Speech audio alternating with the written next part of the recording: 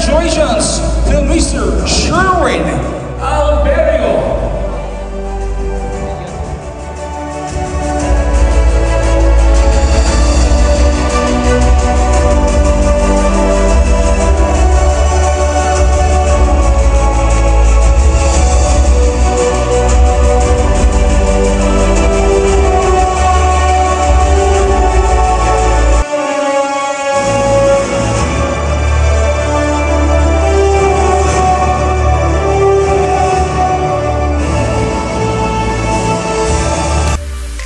Ayun, sa wakas natapos din yung awarding event namin. So at this point of time, after ko ma-receive yung award ko, nagmamadali na akong lumabas niya ng venue kasi gusto ko nang umuwi. And paglabas ko dito naman sa venue, andito na yung area kung saan pwede ka magpa-picture. Dito, hawak ko yung certificate of appreciation ko, tapos yung plaque ko, hindi ko pa hawak dito. Timing din yung paglabas ko ng venue, andito yung taga-media from EuroTV Philippines. In-interview ako ni Alvin para sa EuroTV newscast nila. Nahiya ako dito kasi hindi ako sanay ako yung ini-interview.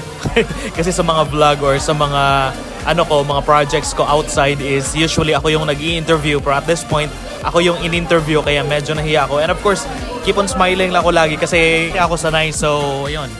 Tawang-tawa lang ako dito, no?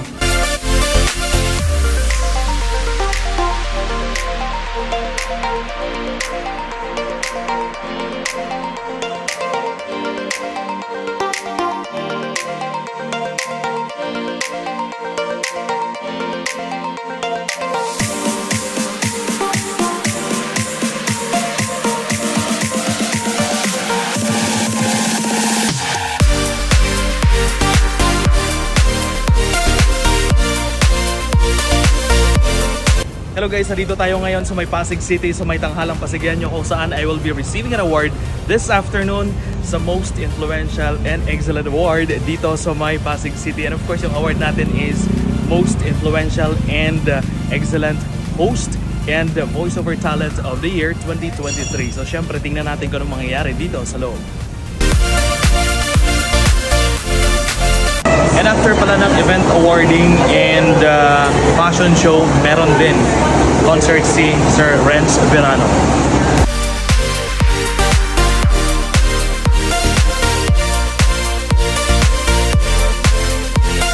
And of course, nandito na tayo mismo sa door ng venue natin sa may Tanghalang Pasigueño Hall.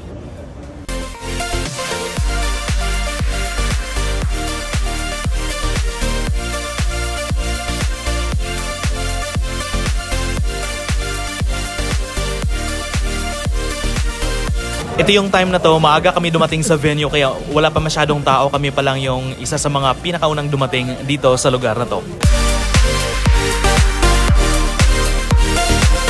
Nakasanayan ko kasi every after ng event hosting ko, event awarding, kung anumang mga events yan, dumidiretso talaga ako sa kainan or mag-Starbucks para mag-coffee. Kasama ko yung kaibigan ko na si Kent Martin. Ayan, syempre, kaway-kaway dyan, Kent Martin. Siya yung taga-video ko and siya yung taga-picture ko sa part na to.